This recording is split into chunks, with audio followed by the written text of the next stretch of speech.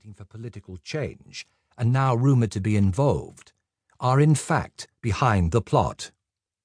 Michael's pursuit of information about barrels being carted into London leads him to Miss Cleome Hendon, daughter of Jack and Kit Hendon, and de facto manager of the Hendon Shipping Company. Cleo views the intrigue as the answer to her yearning for adventure. With Michael at her heels, she sets out to find the gunpowder carter who collected the 10 barrels from Kent. Together, Cleo and Michael doggedly follow a trail of missing men and, at last, locate the gunpowder. But that night, before they have a chance to nullify the threat the gunpowder poses, a gentleman arrives on horseback with 2 drays driven by 2 other men and takes the barrels away. Cleo and Michael had been keeping watch. They follow the man, hoping to learn who he is and to where the barrels are being moved. But in the fog, Cleo is captured by the gentleman villain. She fights free. Then Michael arrives, and in the ensuing struggle, the gentleman is shot dead. Worse, they realize they've lost track of the drays carrying the gunpowder. But Michael had placed a cordon of men around the neighbourhood and can state with certainty that the barrels haven't left that area of dockside factories and warehouses. Leaving the cordon of watchers in place, Michael and Cleo take the body of the dead mystery gentleman to Drake's home. Hours later, Drake returns from the north. Later that morning, Drake summons Sebastian and Antonia to join them, and the 5 pool all they have learned.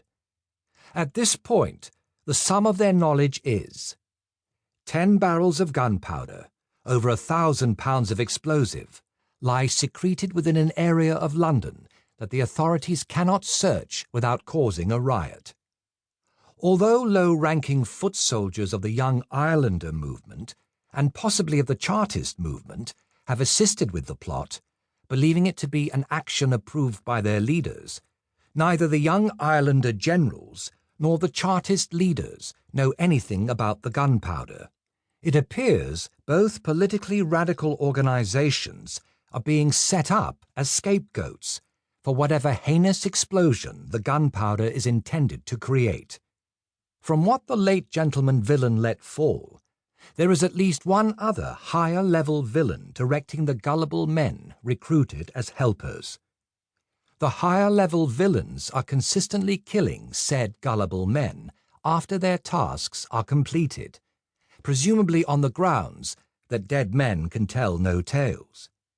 There has to be a mastermind behind the plot, and he is cautious, careful, Machiavellian, and politically adept, using the Young Irelander and Chartist movements to disguise, deflect, and most importantly, effectively tie Drake's hands over raising any general alert via the constabulary and guard regiments about the capital. The identity of the dead gentleman villain is yet to be determined, but his bootmaker is one possible source. Drake's man, Finnegan, is checking.